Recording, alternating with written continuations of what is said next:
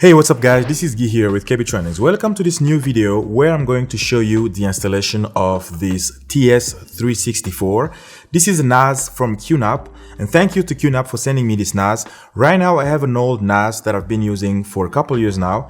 It's been great, but it's old. It has a low memory, 2 GB only. That's why I reached out to QNAP and they were kind enough to send me this TS-364. So I'm going to show you how I install it in my home network. First of all, I'm going to tell you what a NAS is for those of you that don't know. And also thank you to Seagate for sending me these hard drives, because I have 3-4 terabyte hard drives here. I also have an NVMe that I bought, an SSD that I bought from Amazon. So I'm going to install this as well. I'll tell you why you need an SSD or NVMe for your disk pools. All of that will be done here, but this video will be just for the installation of these components, and then I'll bring it in my home network. But the admin interface and the configuration of the different volumes and everything will be done in a different video, so I can keep this one very short. So first of all, what is a NAS? A NAS is a network attached storage. It's a storage or a disk that you have on your local network. So it's mounted to your network and you are able to access all the files and all the services from this device, from any other device that you have in your network. Like here, if I go in this folder here, under multimedia, all these folders are in my network. And if I go on my phone or my MacBook or any other computer that is in my local network, I can access these files. Like right now, I'm recording a video on this phone, and as soon as I'm done with this, I'm going to put it somewhere in my NAS, and I can get it in the MacBook for editing. So it's very easy to share your files inside your network. Good for enterprises, good for home use, and so on. So what are the main services that I currently use with my current NAS? First of all, as I said, file sharing. I can share my files seamlessly between all my different devices in my network. And one other service that I use is multimedia server. I have Plex installed in my old NAS, and I'm going to have it installed here. And if you don't know Plex server, it's just that media server that will help you get all your movies organized and thumbnails and everything. And you can stream those movies from any local device or even outside of your network if you use a Plex server. And beside that, I also have a database. You can install a SQL database. You can have a website on your NAS as well. Those are many other services. But today I'm going to focus on the install of these things here, as I said. So let's talk about this new NAS, the TS-364.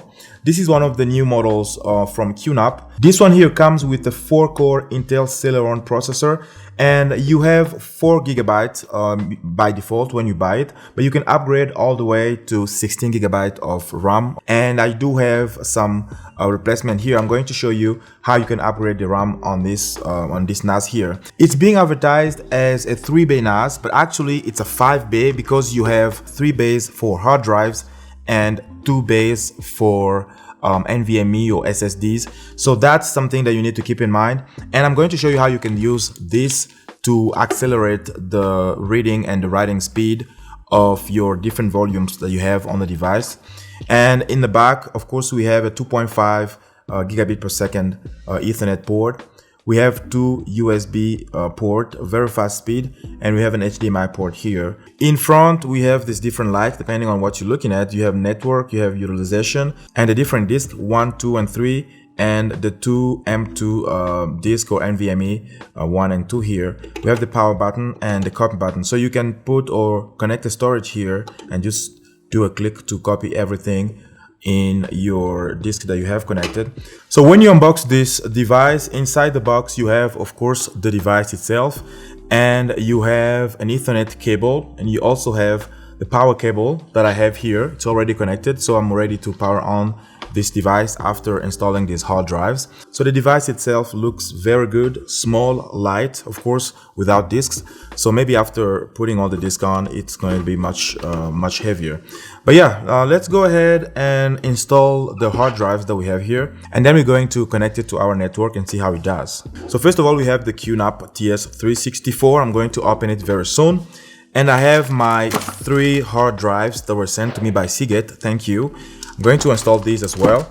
And I have the M.2 NVMe solid state drive that I'm going to install. And I have my RAM. I'm going to do a RAM upgrade on this device. Oh, by the way, I also have a heatsink for the NVMe so it can run properly. This is just to dissipate the heat.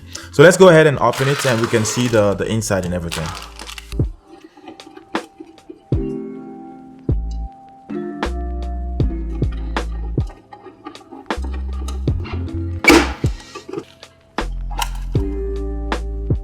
Alright, so this is the NAS. As you can see, we have the 3 bays for the 3 hard drives that I'm going to install.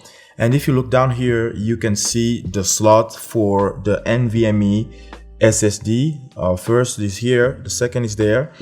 So you can do that as well. And back in here, you can see the RAM. For RAM is not hard to remove. You just pull these 2 things on the side. It's going to pop up like this and you can pull it out. To return it, it's very easy. Just push it in and push it down. I have my 8 GB already installed, so I have 16 total instead of the 4 that it came with. Oh yeah, so let's go ahead and install the disks.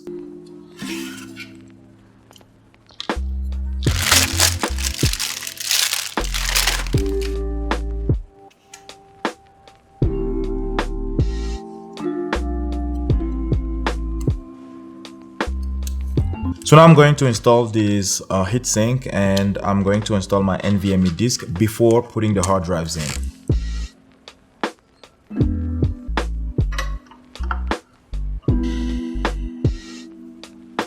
The installation is that simple. You slide it in and put it back in the bay.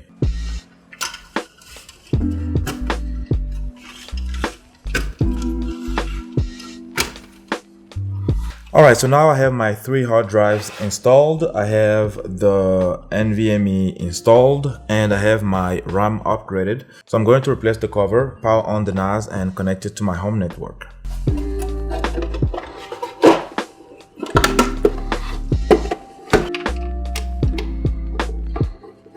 Alright, so the disks are installed and we are ready to go. So what I'm going to do now is go on Google and install QFinder Pro. QFinder Pro is going to help us find the NAS when it's connected to our home network or local network. Let's go ahead and download it. So we have the QFinder installed and running. Right now you can see the NAS that I currently have in my home network. You can see the IP, the name, the version of the firmware, the MAC address and everything. So what I'm going to do now is power on this new NAS and connect the Ethernet cable so that QFinder can detect it and we can set it up.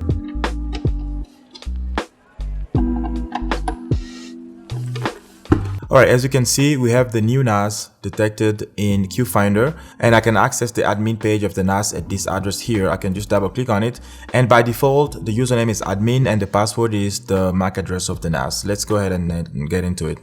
Alright, so now we have access to the admin page of this NAS here and I'm going to stop the video right here. In the next video I'm going to show you how I'm going to do all the configurations, how I'm going to create volumes for files, how I'm going to do all kind of things inside this NAS. So this one comes with a lot of options. I can have VMs or virtual machines, I can have a web server, I can have a database, I can have a lot more things on this device here. I'm going to share all of that with you on this channel. If you like what I'm doing, don't forget to like the video and subscribe to the channel for more videos like this, and follow me on Facebook and Instagram. I share most of my behind the scenes there, so you're going to see, actually I've made a reel on Instagram with this NAS here. So if you want to see everything that I do, make sure you follow me on Instagram. And if you are studying for the Cisco CCNA 200 301, I have a course on KBTrainings.com with over 100 lessons available for you to study and go get the exam to start or boost your career. I'll see you there. If you have any questions, send me an email. I'll be glad to respond. Thank you for watching and I'll see you in the next one. Take care and bye.